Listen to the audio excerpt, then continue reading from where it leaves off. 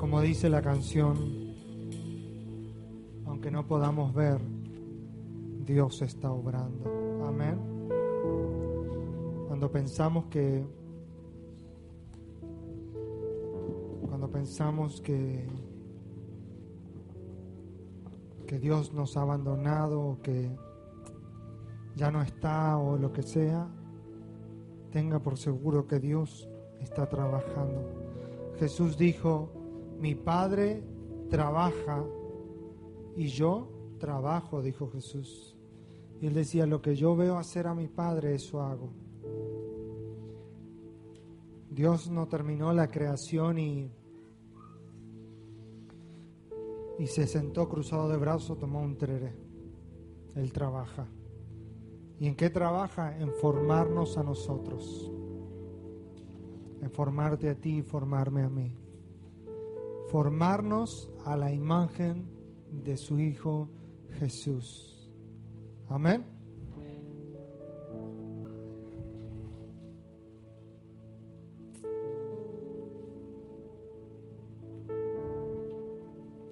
Cuando Cristo es el centro,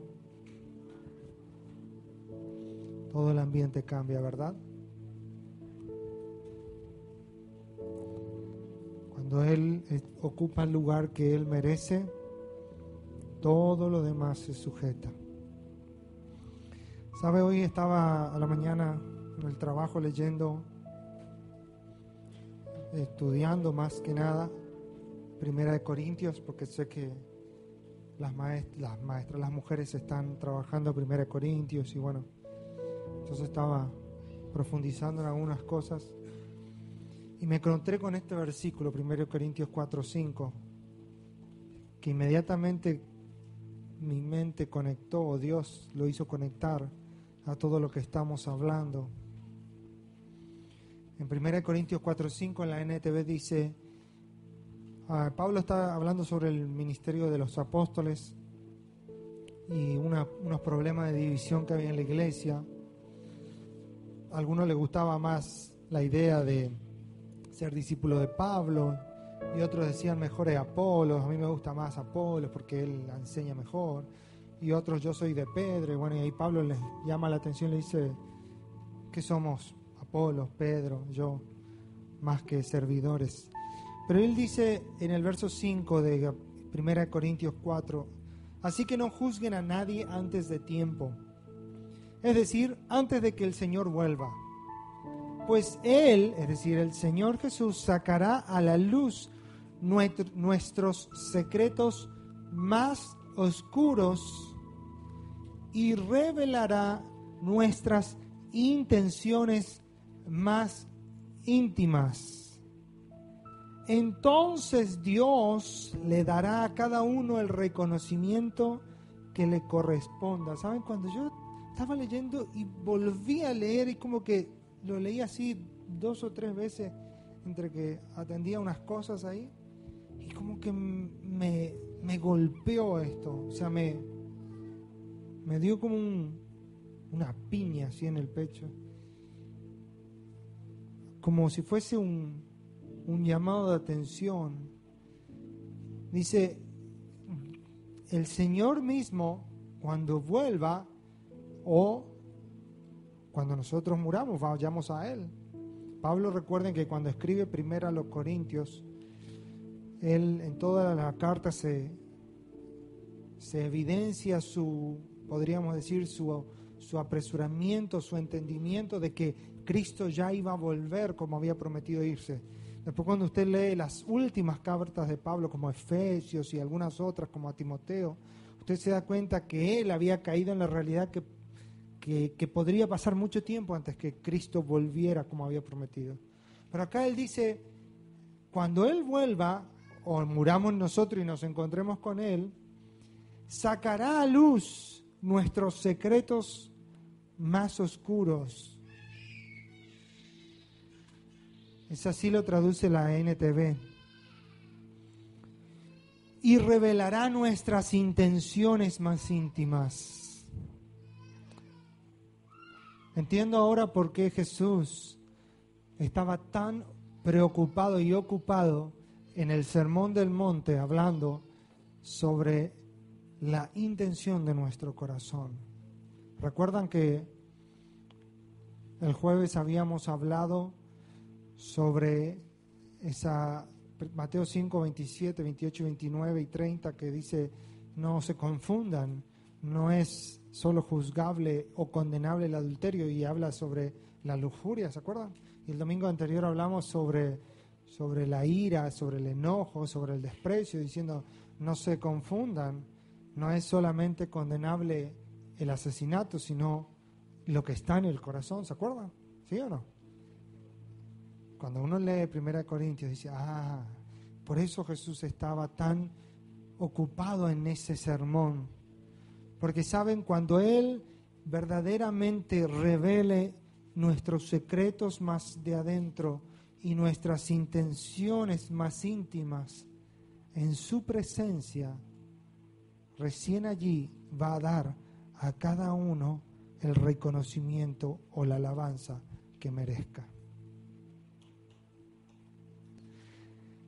¿Qué sorpresas nos podemos llegar a llevar en la eternidad? Quizás muchos de nosotros consideremos, según la perspectiva de nuestro propio corazón, que mereceremos una gran recompensa por nuestro gran esfuerzo y dedicación a Cristo en la tierra. Y pensaba y sentía a Dios hablando en mi corazón sobre esto, diciendo: ocúpate de tus intenciones, ocúpate de lo que está dentro, de lo que nos motiva. No es solo lo que hacemos. Es más, creo que no es tan importante lo que hacemos. Es mucho más importante la motivación con la que hacemos las cosas, o la motivación con la que dejamos de hacer las cosas. Dice Pablo, la recompensa vendrá después de que se haya manifestado lo que estaba en nuestro corazón, nuestras intenciones. Por eso Jesús más adelante en Mateo también decía: en aquel día muchos me dirán: Señor, Señor, en tu nombre hicimos esto, todo esto y esto. Y Él dirá: yo no les conozco. ¿Entiende la importancia y la relevancia de lidiar con lo que pasa dentro de nuestro ser? Ahora, quizás también nos llevemos gratas sorpresas de gente que a los ojos de los hombres no hayan sido grandes, pero reciban una recompensa tan tremenda y tan grande y tan poderosa en la vida eterna, que digamos: ¿por qué? Pues porque la intención de su corazón, la motivación de sus acciones eran correctas. Por eso Jesús pudo decir frente al alfolí en el templo, mirando cómo los hombres ponían sus ofrendas, y dice que ponían abundantemente y ponían muchas ofrendas, y los ricos ponían grandes cantidades, y allí aparece una mujer pobre y pone 2 pequeñas monedas, y dice Jesús: esta ha puesto más que todos, porque puso de lo que no tenía, aquellos de lo que le sobraba. Wow. Jesús podía ver la intención del corazón, podía oír los pensamientos. Así que, hermanos, lidiemos, tomemos con absoluta seriedad lo que Jesús enseña en su palabra, y pongamos, Noelia no leyó el final de Salmo 139, pero yo lo terminé de leer allí en la Biblia, y los últimos 2 versículos, el 23 y el 24 del Salmo 139, que ella empezó a leer y allí quedó justo unos pasajes antes, David dice: examíname, oh Dios, y conoce mi corazón. La NTV sigue diciendo: Pruébame y conoce los pensamientos que me inquietan. Conoce mis pensamientos. Señálame cualquier cosa que en mí te ofenda y guíame por el camino de la vida eterna. Mira si hay en mí camino de perversidad. David les decía a Dios, señálame, muéstrame, examíname, ponme a prueba, méteme bajo la lupa y mira lo que hay allí que te ofende a ti y enséñame a ir en un camino de vida. ¿Se entiende eso? Tremendo. Wow. Mateo capítulo 5, versículos 31 y 32, fíjese lo que dice. Jesús estaba hablando y dice desde el verso, él viene hablando del verso 27, eso ya lo leímos, hasta el verso 30, pero en el verso 31 y 32, que está conectado con lo anterior, dice, ¿han oído la ley que dice, un hombre puede divorciarse de su esposa con solo darle por escrito un aviso de divorcio? Esa es la NTV, le voy a leer en la Reina Valera, que es la que tenemos acá. También fue dicho, cualquiera que repudie a su mujer, dele carta de divorcio, pero yo os digo que el que repudia a su mujer, a no ser por causa de fornicación, hace que ella adultere, y el que se casa con la repudiada comete adulterio. Jesús venía tratando con el tema de la codicia o la lujuria en los ojos, y él hablaba y decía, no es solo la condenación sobre el adulterio, sino debes lidiar con lo que está en tu corazón. Y hablábamos la reunión anterior sobre justamente cómo lidiar con la lujuria y la codicia y poner en nuestros ojos las verdades de Dios y mirar a Dios, como dice unos versos más adelante, dice, bienaventurados los del limpio corazón, porque verán a Dios. Y Jesús conecta la lujuria y la codicia con el tema del divorcio. Y ahora les voy a explicar cuál es el contexto histórico para que usted pueda entender qué es lo que Jesús verdaderamente está haciendo en estas palabras. Parecieran palabras desprevenidas, pasadas así como a la ligera, pero en el tiempo en que Jesús pronuncia estas palabras específicamente, estaban ocurriendo dos cosas en Israel y en el reino romano. ¿Sí? Israel, aunque era una nación, estaba bajo el imperio romano, es decir, los romanos unos 200, 300 años antes habían conquistado Jerusalén. Y junto con ese avance de Roma que conquistó, que fue el imperio que más conquistó en extensión, por así decirlo, y que estuvieron por muchos años establecidos, Roma fue conquistando muchos territorios. Entre ellos, Roma derrota al imperio que estaba antes, que era el imperio de Grecia. En la historia más o menos viene así. Israel cae bajo el cautiverio de Babilonia, Judá, bajo Babilonia. Después ellos caen bajo el gobierno de los medos y los persas, es decir, otro imperio se levantó y conquista a los babilónicos. Después se levanta Alejandro Magno, hay una película con Brad Pitt muy copada, que no sé cómo se llama, pero Alejandro el Grande, algo así, que cuenta la historia, y se levanta el imperio griego y conquista a Media y a Persia y extiende su territorio.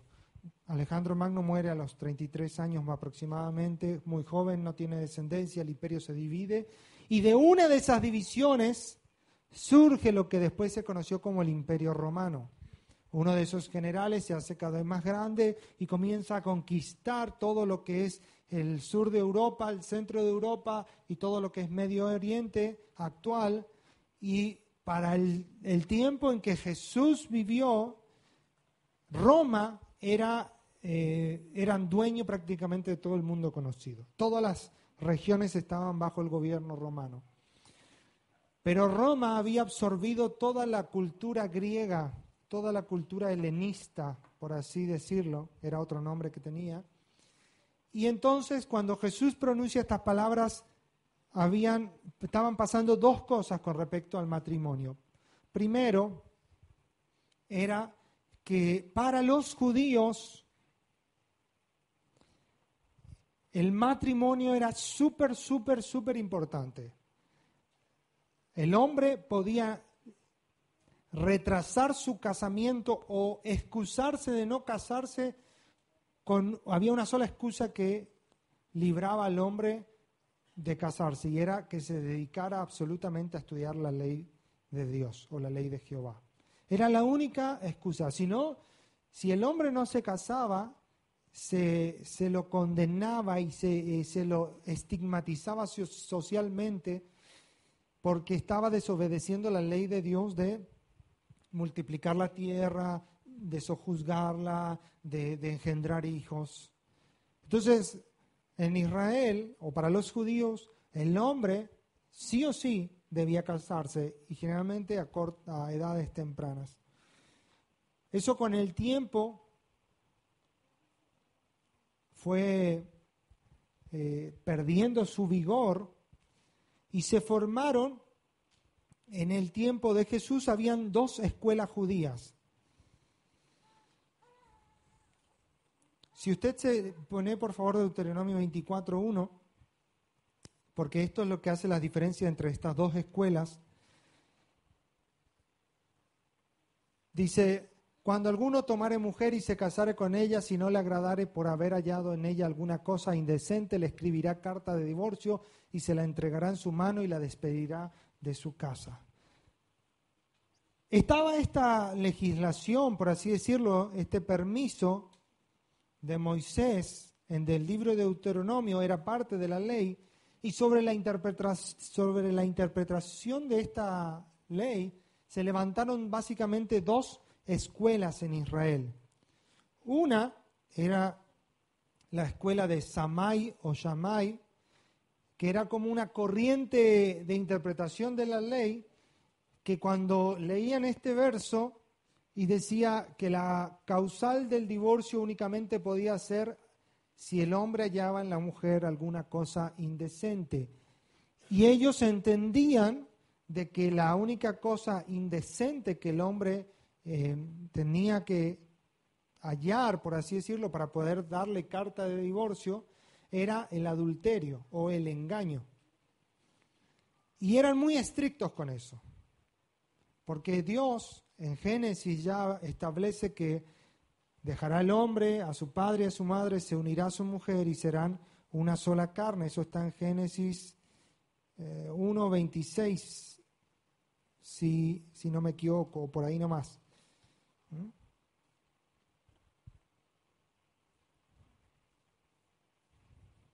O 2:26, bueno, está ahí nomás. 2:24. Por tanto, dejará el hombre a su padre y a su madre y se unirá a su mujer y serán una sola carne. Eso lo estableció en Génesis. Es decir, que Dios había establecido que el matrimonio sea indisoluble, inseparable. Pero después, en la ley, Moisés había dicho, ahí en Deuteronomio 24:1, dijo: el hombre solo puede divorciarse de su esposa por causa de hallar algo indecente. Y ellos entendían que hablaba del adulterio. Pero había otra escuela de interpretación, que era la escuela de Hillel, que consideraba que esa frase, alguna cosa indecente, era como más general. Y entonces, por ejemplo, el hombre, bajo esta interpretación, se podía separar de su esposa porque no le gustaba cómo cocinaba. Se podía separar de su esposa porque hablaba, no sé, mucho, porque era muy metida, porque no le gustaba la suegra, porque hablaba con alguna persona que no le gustaba, se podía separar. Cualquier cosa que al hombre le molestase de su mujer podría ser una buena excusa para separar. Inclusive uno de los rabinos, unos 170 años antes de Cristo, escribe y dice que Aun si el hombre iba por un camino y veía a una mujer que le agradaba mucho más que su esposa, es decir, le miraba y le gustaba a una otra, perfectamente podía separarse de su esposa y tomar a esta otra mujer. Es decir, se había vuelto tan general, y uno dirá, ¿pero cómo?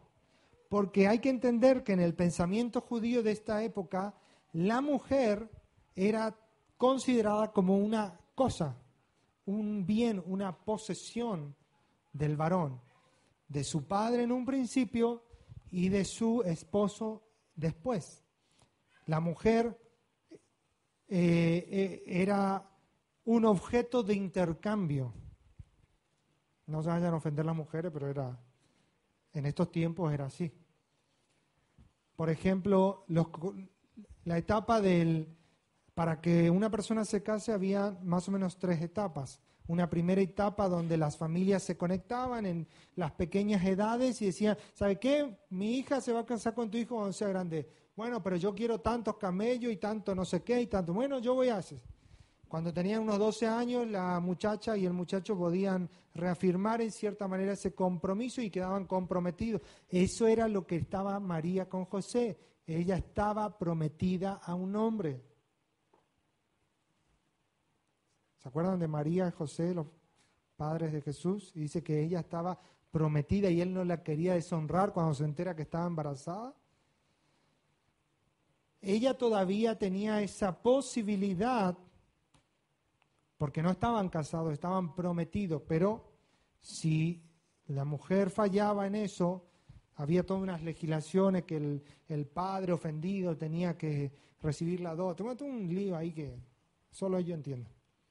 Y después recién, cuando eran no sé qué edad, más o menos 17, 18, recién se casaba.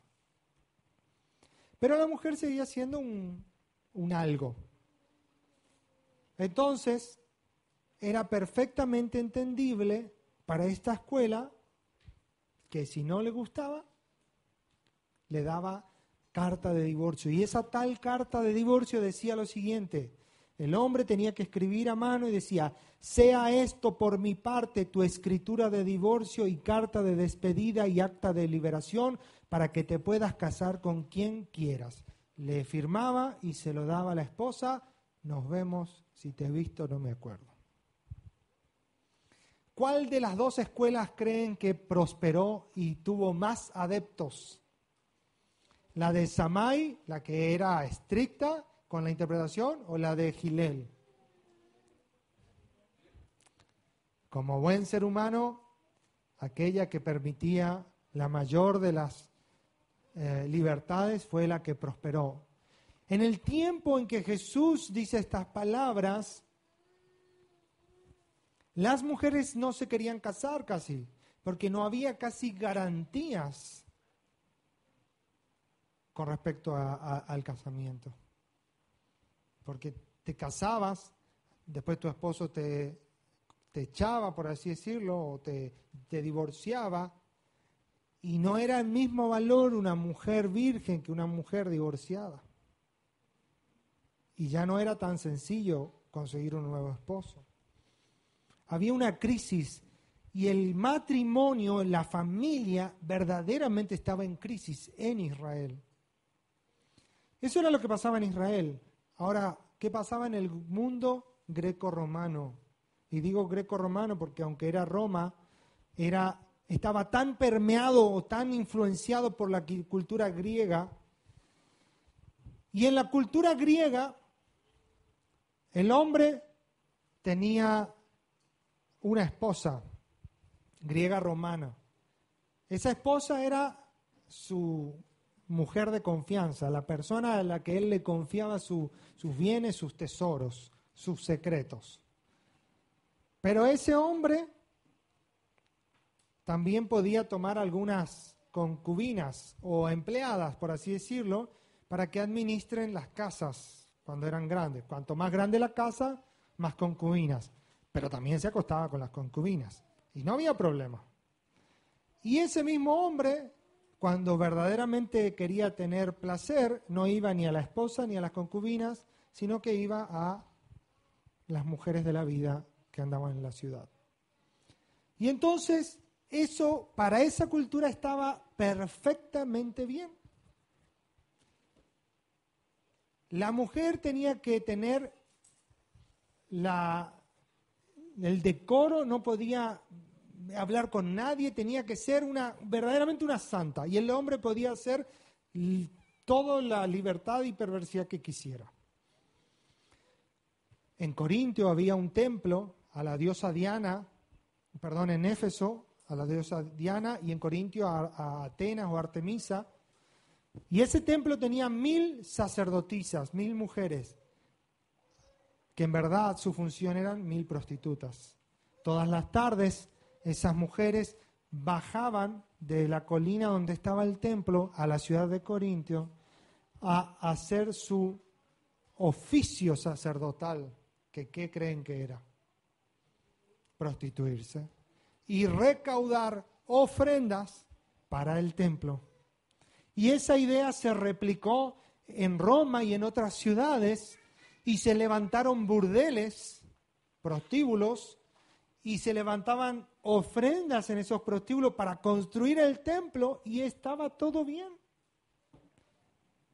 Todo bien, no pasa nada, no habría privación de ningún tipo, no había nada que no se pueda hacer. Las relaciones homosexuales eran aceptadas, no eran habladas, pero todo el mundo las hacía. Era un libertinaje y una podredumbre. Y esos eran los que dominaban sobre Israel. Entonces, en la época en que Jesús pronuncia estas palabras, la unidad familiar y el matrimonio estaban en las crisis, en su nivel de crisis más alto.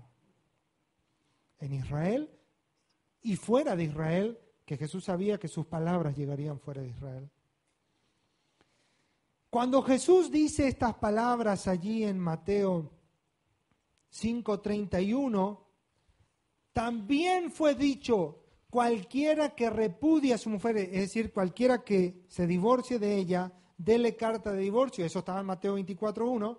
Yo les digo, le dice Jesús, a no ser por causa de fornicación, hace que ella adultere, y el que se casa con la repudiada comete adulterio. Jesús le estaba literalmente dando una trompada en la cara a sus oyentes. Porque en Mateo 19, vaya unos capítulos más adelante, Mateo 19,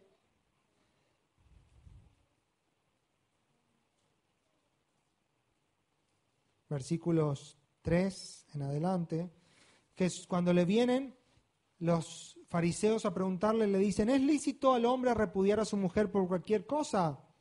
¿Entiende por qué le preguntan? ¿Está bien que me divorcie por cualquier cosa? Muy salada tu comida, o sea, ¿qué te vas? El problema era que la mujer se iba y quedaba abandonada, sin nada, porque se iba sin nada literalmente. Y muchas veces en la casa de sus padres no le recibían. Y Jesús le respondió, verso 4 de Mateo 19, ¿no han oído que el que los hizo al principio varón y hembra los hizo? Y dijo, por esto el hombre dejará padre y madre y se unirá a su mujer y los dos serán una sola carne. Génesis 2:24, recién lo leímos. Así que no son más dos, sino una sola carne, por tanto lo que Dios juntó, no lo separa el hombre. Y entonces le dijeron los fariseos, ¿por qué pues mandó Moisés dar carta de divorcio y repudiarla?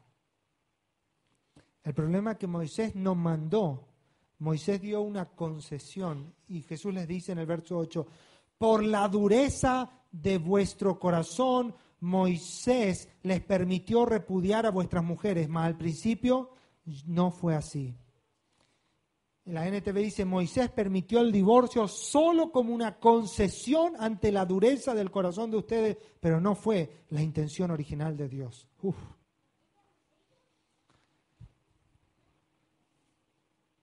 Es decir, Jesús aclara y le dice, no se confundan, Moisés no les ordenó que se separen, Moisés dio una concesión por lo duro de su corazón, pero en el principio no era así, le dice.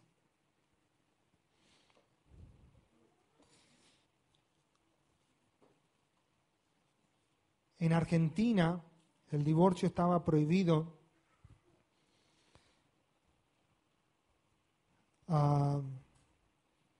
hasta 1888. Solamente se podía divorciarse cuando no se podían cumplir los deberes conyugales. Recién en 1985, un juez de instrucción llamado Juan Bautista Cejian denunció que era inconstitucional un artículo de la ley que establecía que el matrimonio o el vínculo conyugal era indisoluble, es decir, que no se podía romper. Más allá del afán de justicia que le movía, en realidad le movía su propia historia personal, porque ese juez y su pareja, Alicia Natalia Culiva, habían tenido matrimonios anteriores y no podían casarse, por lo cual su hija Natalia era una hija extramatrimonial. El planteo escandalizó al ambiente, esto lo saqué de Wikipedia, al ambiente tribunalicio de la época. Un juez de apellido Vilar le dio la razón y habilitó el tratamiento del tema, que llegó hasta la Corte Suprema, integrada por Petracci, Carlos Fay, un juez que gracias a Dios ya murió, Augusto Belucio, José Severo Caballero y Jorge Antonio Baqué. El fallo del 27 de noviembre de 1986 le dio el triunfo 3-2 con el apoyo de Fay, Enrique Petracci y Baqué. Y en el 87 la pareja Juan y Alicia se casaron legalmente. La sanción definitiva del divorcio vincular sucedería durante el gobierno de Raúl Alfonsín, muchos radicales que le idolatran, ahí tienen. El 19 de agosto del 86 se aprobó el proyecto de ley en Cámara de Diputados y girado al Senado, que lo aprobó el 3 de junio del 87, promulgado 12 de junio del 87 en el Boletín Oficial. En 1987 recién en Argentina fue permitido el divorcio. Y cada vez de allí en más se hizo más sencillo en los trámites. Ahora, ¿cómo nos ha ido a nosotros con respecto al divorcio en la nación argentina? Jesús habla sobre la vida matrimonial y Él dice, no se confundan. ¿Saben? Hoy en día, por cualquier cosa nos separamos. Cualquier excusa nos dejamos. Es más, como todo el mundo se casa pensando en algún momento separarse, no nos casemos, porque entonces es más fácil el día que nos peleemos, nos vamos cada uno por su lado y nos vemos. Por eso muchos dicen, ¿para qué?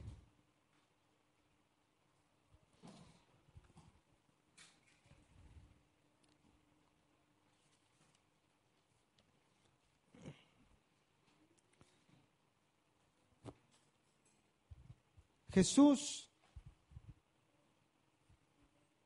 dice, a no ser que sea por una cuestión de adulterio o de engaño, de otra manera no. En la actualidad, como iglesia, ¿qué proceder se tiene con respecto al divorcio? La Biblia enseña que si un hombre y una mujer son separados, vienen al Señor, deben ordenar sus caminos. La Biblia enseña que aquel que acepta al Señor es una nueva criatura. Dice, las cosas viejas pasaron y las vidas anteriores también pasaron. A veces no pasaron las responsabilidades, pero sí la vida anterior.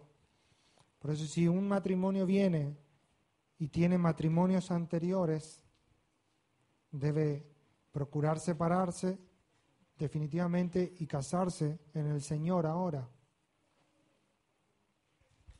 Aún si tiene responsabilidades económicas con la familia anterior, debe corregirse.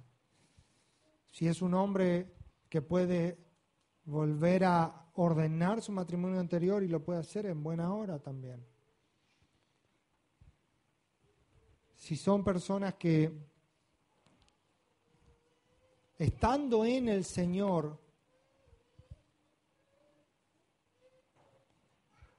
cometen adulterio, fornicación, alguno diría, bueno, pero entonces me puedo separar. Pues mayor gloria hay en perdonar y cubrir el error y restaurar que en la separación.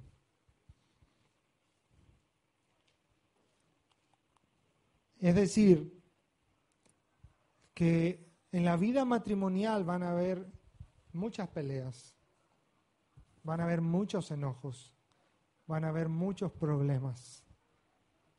Pero algo que jamás, jamás tiene que pasar por nuestra cabeza es, nos vamos a separar y listo. Cada uno de nosotros debe pelear en oración y en acción por su vida matrimonial. Si los dos están en el Señor, con mucha más razón debemos rendir nuestras vidas, y las diferencias o las cosas que están haciendo los chispazos hay que corregirlas, pedir perdón y arreglar la situación y avanzar. El perdón es el comodín que resetea todas las cosas. ¿Vio cuando el teléfono se cuelga y no va ni para atrás ni para adelante y hay unos botoncitos que usted los toca y ahí se reinicia todo? O la computadora se colgó, no sé qué le pasó. Bueno, ¿qué hacemos? Mantenemos apretado el botón ahí del encendido y algo va a arrancar de nuevo. El perdón en el matrimonio, por las dos partes, es el botón que reinicia todas las cosas. Y es un ejercicio. Y debemos aprender a pedir perdón por cosas muy mínimas y por cosas muy delicadas o problemas muy grandes. Debemos aprender a ejercitarnos en el perdón. En pedir perdón y en conceder perdón. Porque Jesús dijo en el Padre Nuestro, perdona mis ofensas como yo perdoné a aquellos que me ofendieron. Muchas veces en el matrimonio hay uno que pide perdón, pero hay uno que no está dispuesto a perdonar.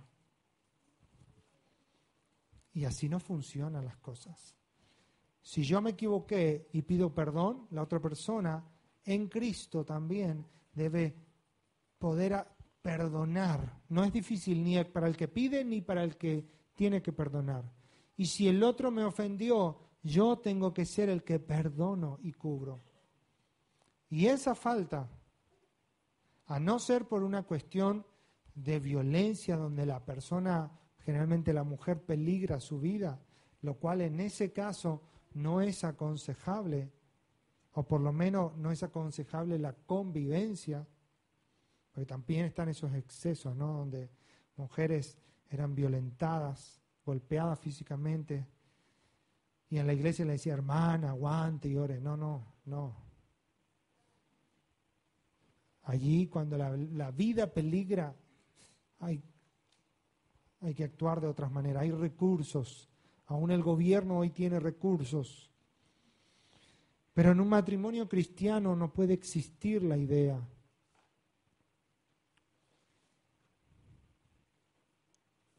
¿Y qué pasa si alguien engaña a la otra persona? Hay una licencia, Jesús lo dijo. Pues si quieres separarte, puedes hacerlo. No se te contará como un pecado.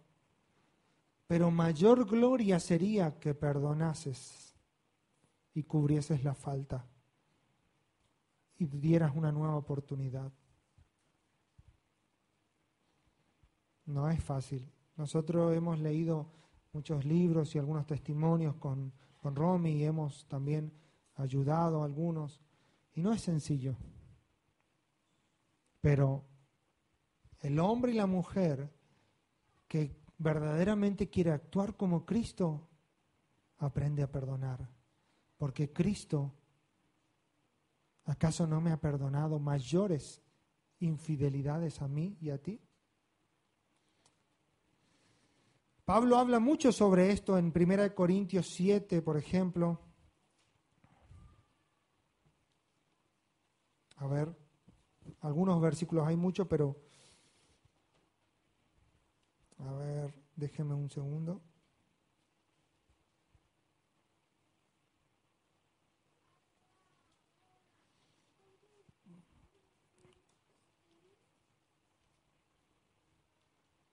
El verso 39 de 1 Corintios 7 dice, la mujer casada está ligada por la ley mientras su marido vive, pero si su marido muriese, libre es para casarse con quien quiera, con tal que sea en el Señor.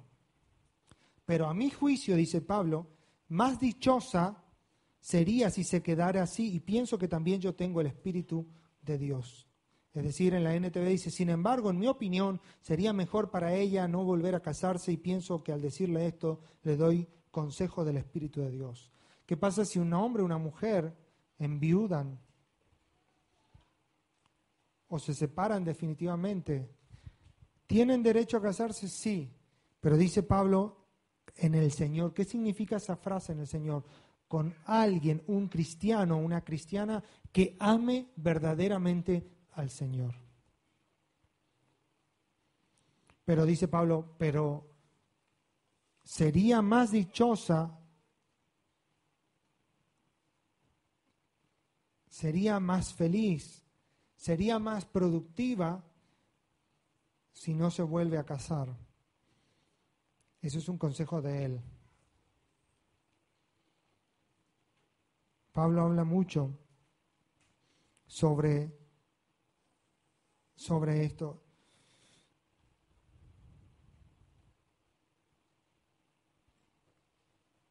Primera Corintios 7:8, hay unos versículos antes, dice, digo pues a los solteros y a las viudas que bueno les fuera quedarse como yo.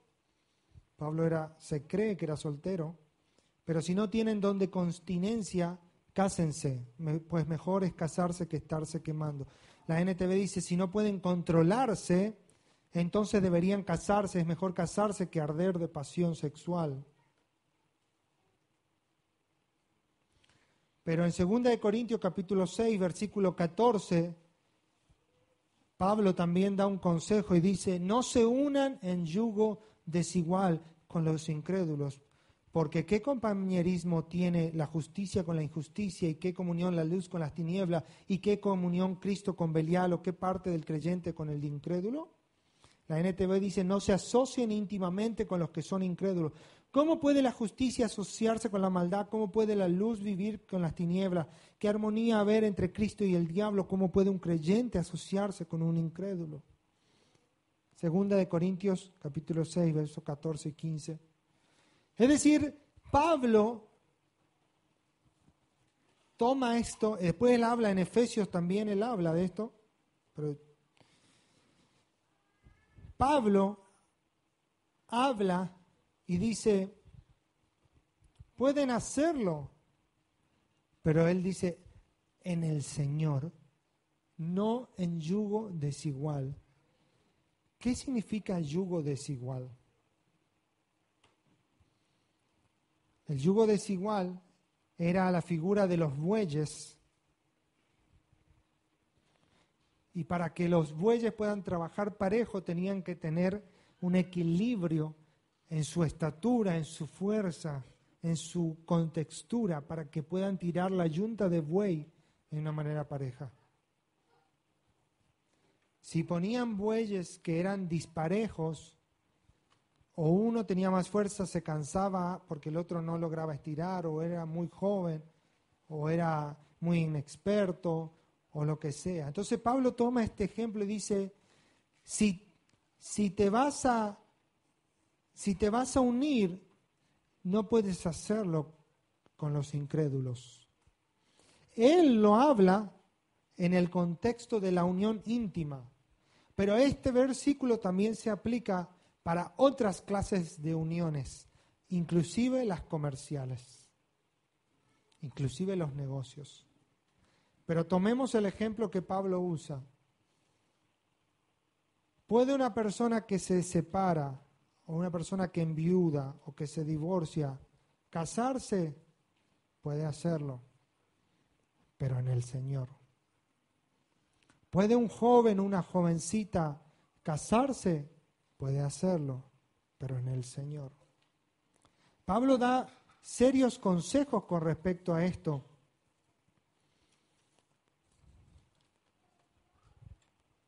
Y lo pone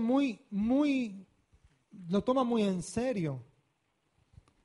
La decisión más importante del hombre y la mujer es aceptar a Jesús como su Salvador. Y le puedo asegurar que la segunda decisión más importante que vas a tener en tu vida es con quién te vas a casar.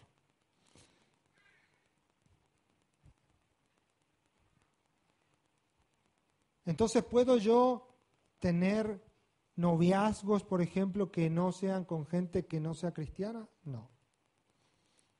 ¿Eso es considerado un pecado? Sí.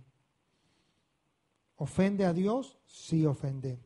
En Éxodo 34, capítulo 34, verso 12, anótalo, después te lo busca, la orden de Dios a los moradores, a los israelitas, en la tierra en la que iban a entrar, le dice: ustedes no tienen que hacer alianza con ninguno de los que allí viven, ni tampoco imitar su mala conducta. Deben destruir sus altares. Lo que hizo pecar a Israel fue que los hombres tomaron mujeres de la tierra a la que conquistaron. ¿Qué hizo pecar a Sansón, el hombre más fuerte físicamente de la historia? Una mujer que no era de su propio pueblo. Lo hizo caer. ¿Qué hizo caer el corazón de Salomón? Un hombre que era considerado el más sabio de todos. Dice, y las mujeres inclinaron el corazón de Salomón hacia la idolatría. Cuando yo entro en asociación con alguien, con un incrédulo, con un chico, una chica, un hombre, un señor, una señora, cuando yo me pongo en comunión, inclusive con uno que viene a la iglesia, pero no manifiesta los frutos, porque no es solo, pero tiene que ser solo de la iglesia. No. No dice con uno que va a la iglesia, dice con un creyente, porque el opuesto de incrédulo es creyente. O sea, con un verdadero cristiano. Porque aún en la iglesia se han dado yugos muy desiguales. Un yugo desigual sería si un muchacho, una chica, tiene un llamado misionero al África y se quiere casar con una persona que tiene un llamado a la evangelización en el mundo empresarial. ¿Qué comunión puede dar de eso? Pero ella es bautista, ella es adventista. Con los jóvenes estábamos estudiando, hay sectas que parecen cristianas pero no son, inclusive las adventistas. Ella es católica, él es católico. ¿Qué comunión puede haber? Porque sabe, en el tiempo del noviazgo, ya seamos jóvenes o grandes, tienes que hablar los temas que verdaderamente te van a traer problemas cuando te cases. Generalmente las cuestiones de la pieza y de la intimidad no son las que traen problemas, sino el manejo del dinero, cómo se va a corregir a los chicos, a qué iglesia vamos a congregar, qué lugares vamos a vivir, cómo, de qué y cuánto trabajan las personas. Esas son las cosas que traen problemas, ¿verdad? ¿O me equivoco? Casi ninguno tiene demasiados problemas de la puerta de la pieza para adentro. Pero con las otras cuestiones, ahí se arma todo. No, porque a mí me criaron así, no, porque a mí me criaron así, no, porque en mi casa siempre hicimos así, no, porque en tu casa así, porque tu mamá así, porque tu papá así. Y todo el lío ese. Yugos desiguales. Eso es para los que pueden elegir, no para los que ya elegimos. Aclaro, para que uno está, soy re yugo desigual con mi mujer, voy a cambiar por una que esté... No. Ya está. Arreglémonos con lo que tenemos. ¿Sí o no? Así porque algunos me están mirando y le miran a la señora como, vamos a empezar de nuevo. No es para eso. Eso es para los que todavía están a tiempo para elegir. Viudos, separados o solteros. Aclaro porque acá hay que aclarar todas las cosas, por las dudas, no vaya a ser que fue, yo le dejé porque voy a buscar una hermana que sea. Siempre hay un roto para descosido, ¿no? Así que yo le aclaro nomás, ¿no? Y los que no están casados deben procurar casarse.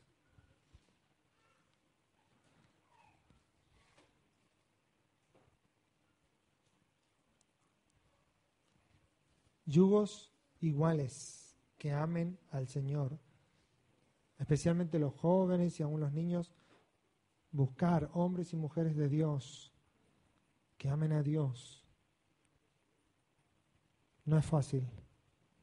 Quizás usted mire, pase lo que me pasaba a mí en mi juventud. Éramos en la iglesia y éramos 5, ¿viste? Mis 3 hermanos y las 2 hijas del pastor Dolphy, y nos mirábamos entre nosotros y éramos todos hermanos, no todavía nada. Dios proveyó un cordero para el holocausto de otra iglesia. Así que no sabemos dónde puede estar. Sí. Una de las primeras cosas cuando nos pusimos de novios fue definir en qué iglesia íbamos a congregarnos. Y bueno, y ella se vino con nosotros a la iglesia. No tuvo mucha opción igual, pero aceptó, sin resistencia. ¿Saben? Hay matrimonios que se han criado los padres en iglesias separadas. Los padres de Romy, por ejemplo, toda su vida han ido a iglesias separadas. Digamos que funcionó, pero ¿cómo hubiera sido de lindo que vayan a iglesias juntos, no? Misma denominación, anexos diferentes. ¿Por qué?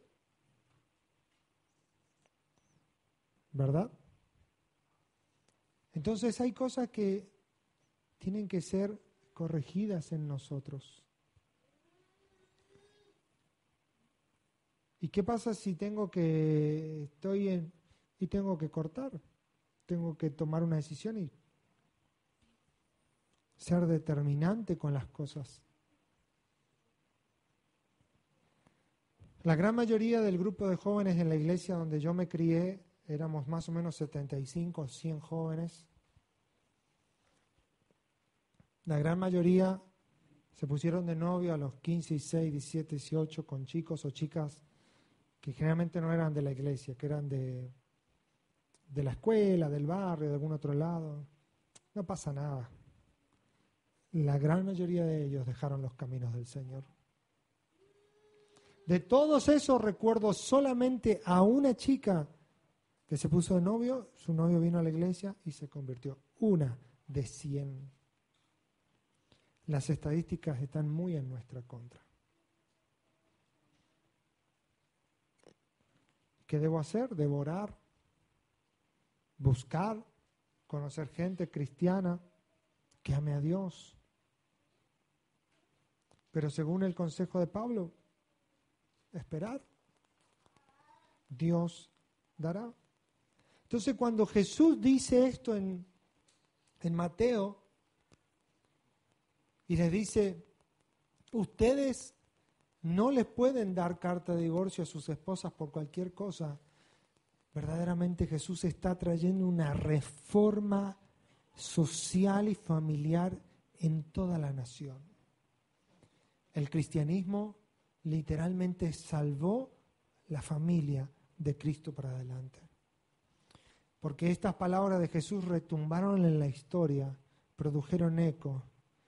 Y hoy es la iglesia la que tiene la carga y responsabilidad de volver a salvar los principios bíblicos de la unidad familiar. Mírese con su esposa o con su esposo, mírense así con cara de enamorado. Mi amor, díganse la de Macherano, hoy nos convertimos en héroes. Díganle eso. Hoy te convertís en héroe, decirle. Si me aguantás hasta el final, nos convertimos en héroe para la próxima generación. Digan las mujeres, porque también que... allá está, solo mirarle allá. Si me aguantás, nos convertimos en héroe. ¿Saben por qué? ¿Cuántos de acá se casaron cuando vinieron a los caminos del Señor? Levanten la mano. Levanten bien alto todos los que se casaron después de conocer a Jesús. Levanten, no tengan vergüenza. Sí, levanten. Sí. Vos ya está. Ni que sea dormido te vamos a llevar. Bueno, y los que no, seguro que se quieren casar y lo van a hacer pronto, Dios mediante. ¿Cuántos antes de conocer a Dios se casaron? ¿Vos te casaste en la iglesia? No, pero ustedes se casaron y después se fueron a la iglesia. Ahí está. Bueno, 1, 2, creo que no, medio 3 o no. Ahí nomás. Ahí en el palo. ¿Entienden por qué la iglesia verdaderamente tiene la responsabilidad de restaurar la familia? Si de acá el 80% se casaron cuando entendieron que la forma en que habían empezado a convivir estaba mal delante de Dios. ¿Se arrepienten? No respondan, por favor. Pero vaya a ser que alguno diga sí, amén, todavía dice. No es cierto que no. Costó, pero... Entonces, la iglesia de esta generación, tú y yo, verdaderamente estamos yendo contra la corriente. Porque hoy te felicitan y se sorprende porque te casaste, cuando 50 años atrás era súper normal, era obvio. Hoy ya no es tan obvio. Imagínense dentro de 20 años, sus hijos, nuestros hijos, ¿en qué sociedad se van a criar? ¿Cómo la iglesia va a ser y cómo va a ser la sociedad? ¿Saben dónde van a encontrar familias solamente? En la iglesia. ¿Saben dónde van a encontrar matrimonios que se restauraron? En la iglesia. ¿Saben dónde van a encontrar hombres y mujeres que se casaron por civil? En la iglesia. ¿Afuera no? ¿No lo van a encontrar más? Si ya ahora es normal, dentro de 20 años, ¿entiende por qué Satanás quiere destruir nuestro matrimonio? Al diablo no le interesa si ayudan en la escuelita, si vos ves limpiar la iglesia, si vos estás en la música. Él no se molesta tanto por eso como si vos estás peleando por tu matrimonio y tu familia. Podemos servir todo lo que querramos acá, desde el pastor, todo podemos. Pero si no estamos trabajando en la unidad familiar, en nuestra vida matrimonial, si no estamos trabajando en nuestra soltería con Dios para formar una familia en Cristo, déjame decirte, vamos a llegar arriba un día y no vamos a recibir recompensa por eso. Por eso muchos vamos a llevarnos sorpresas. El enemigo detesta con toda la fuerza que tu matrimonio funcione en Cristo. Porque todo matrimonio que se separa tiene una consecuencia tan devastadora sobre los hijos. Los marca, los destruye y generalmente terminan imitando las conductas de sus padres.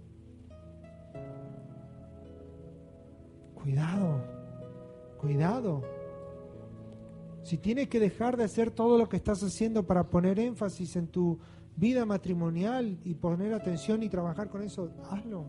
Nosotros nos ha pasado, hay amigos cercanos a nosotros que son testigos de eso, que en un momento dijimos, ponemos una pausa acá en todo lo que estábamos haciendo, inclusive en la iglesia, y nos dedicamos a trabajar sobre nuestra vida matrimonial. ¿Lo hemos hecho? Porque si hay algo que ha sido atacado, no fue nuestra salud, no fue nuestra economía, fue nuestro matrimonio. Desde que nos casamos, pero mucho más desde que comenzamos el servicio. ¿Y cómo se lidia con eso? Primero ordenando nuestros caminos, limpiándonos de nuestros pecados, de vicios, perdonándonos y pidiendo perdón, bajando, dedicando tiempo. Si tienes que dejar tus amigos todo lo que hace para estar con tu esposa, tienes que hacerlo. Génesis 2:24, y después Jesús lo dijo de nuevo en Mateo 19, dijo, va a dejar el hombre a su padre y a su madre y se unirá a su mujer, será una sola carne. Les voy a dar un consejo. Tus demás parientes no son tu familia. Tu familia es la mujer o el hombre que tienes a tu lado y los hijos que puedas tener. Tu mamá, tus hermanos, tus tíos y todo el resto de la parentela son eso, parientes. Debes dejar eso y ser uno en tu casa. Esta sociedad tiene un problema de mamitis aguda. Se crían hombres y son mameros. No porque mi mamá, no porque mi hermana, no porque mi tía, no porque no sé qué, no porque el otro no sé qué. Y la mujer o el hombre que espere. ¿Saben? Eso va a destruir tu matrimonio.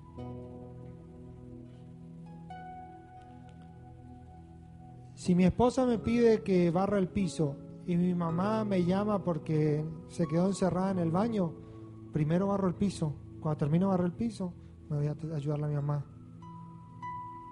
Esas son las prioridades. Ay, pero esas son las prioridades. Mamá, papá, hermanos dejaron de existir cuando te casaste con esta mujer, con este varón. Tus hijos son prioridad, el resto de tu familia no es prioridad. No, porque es el cumpleaños de mi mamá, porque es el cumpleaños de mi papá y le tengo que hacer un regalo. Y ahí está la mujer pidiendo una plata para comprar una zapatilla nueva para la escuela. ¿Sabe qué, papá, mamá? No hay para el regalo este año. Tengo que comprar zapatillas para mis hijos. Esas son prioridades. Cuando invertimos eso, nos metemos en un problema y el enemigo avanza. Corten el cordón umbilical con el resto de sus parientes, por favor, y van a ser 50% más felices. Déjense de prestar tanta atención al resto y vivan el uno para el otro. Fortalezcan los vínculos. Dejen de ir a tomar a la casa de otro amigo, pariente, padre, madre, tío, cuñado, padrino, tereré y mate, y siéntense a tomar un mate con sus esposas, con su esposo, con sus hijos. Van a ser 50% más dichosos. Pero no, para todo el mundo estamos, pero para casa, por último. Con todo el mundo somos buena onda, en casa, mala onda. No, hay que invertir. A la persona que más tienes que impresionar es a tu esposa, a tu esposo. Si vas a cocinar lo más rico del mundo, no lo hagas cuando viene a visitar tu casa. Hazlo cuando tu esposa o tu esposo viene cansado. Impresiónale a él o a ella. Esas son prioridades. Porque para el resto, y vos comés eso nomás. Así muchas veces. Estamos serruchando el piso de nuestro propio dormitorio.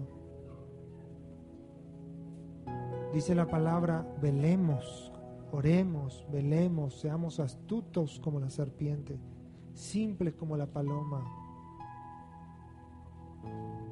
El enemigo va a intentar destruir tu matrimonio, te garantizo. Pero Dios, que los ha unido y nos ha unido, es mucho más poderoso para sostenernos. Amén. Y cuando hay problemas, se sientan y hablan. Y si no pueden hablar porque no saben cómo hacerlo o porque, no sé, la bronca les consume, para eso tienen a los pastores. Llamen, charlemos entre los cuatro. Estamos aprendiendo. Hay mucho por aprender de esto, pero vamos a terminar. Cuide su corazón, cuide su matrimonio. Joven, cuídate. El enemigo va a intentar robar lo que Dios ha puesto en ti. Jovencitas, chicas, cuídense. El enemigo va a usar y te va a engañar. No te pongas de novio a una temprana edad. No te pongas de novio con nadie que no ves un verdadero fruto que ama a Dios. Por más que sea lindo como Brad Pitt o como yo, no te pongas de novio.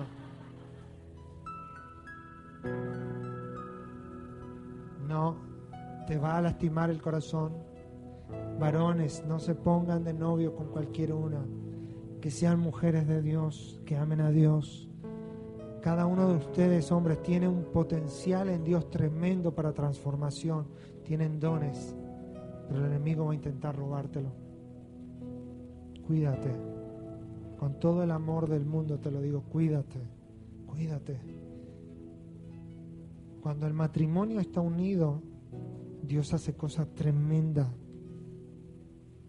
Aún pueden funcionar ministerialmente. Dios los usa tremendamente.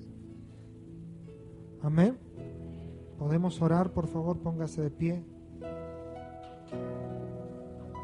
Intenté hacer un salpicado de muchos temas porque es tanto para hablar que en realidad no nos alcanza una hora.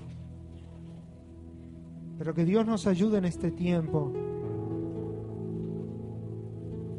a recibir todo el consejo de Dios, todo el consejo de Dios.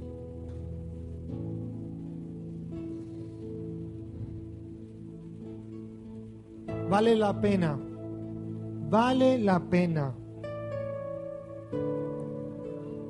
servir al Señor y obedecer sus leyes. En esta vida quizás pareciera que pierdes, pero déjame decirte, vas a ganar gloria en la eternidad.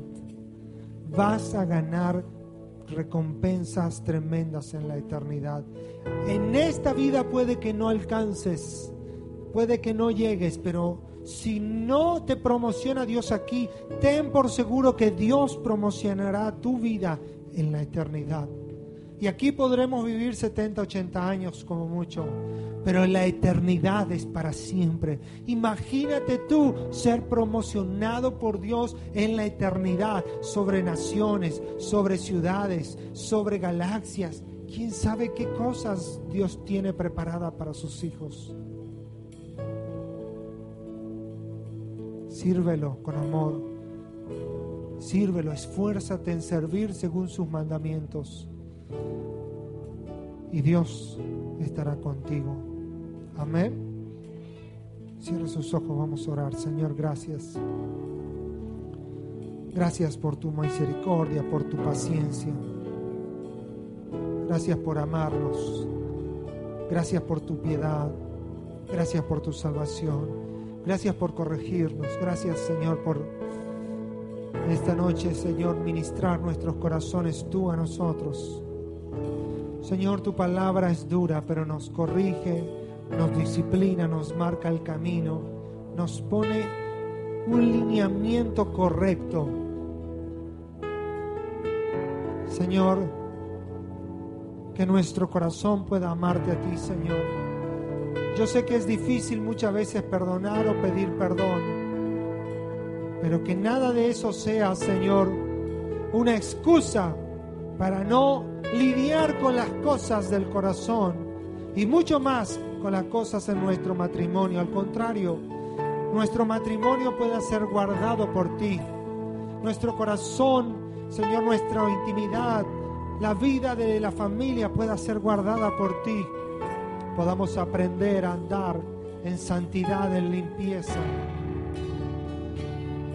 Podamos caminar según tus leyes y tus mandamientos. Señor, guarda a estos jóvenes.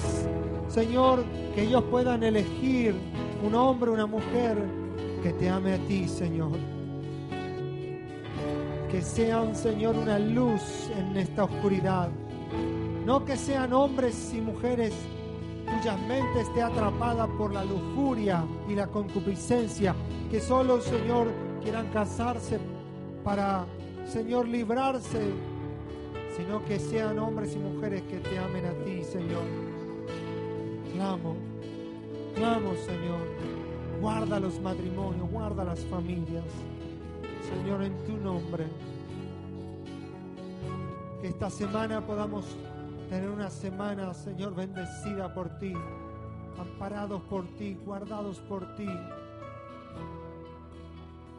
Señor, bendice a mis hermanos, bendice su economía, bendice su finanza, bendice, Señor, sus trabajos, bendice sus casas, Señor, bendice a los hijos de mis hermanos, Señor, en el nombre de Jesús. Amén.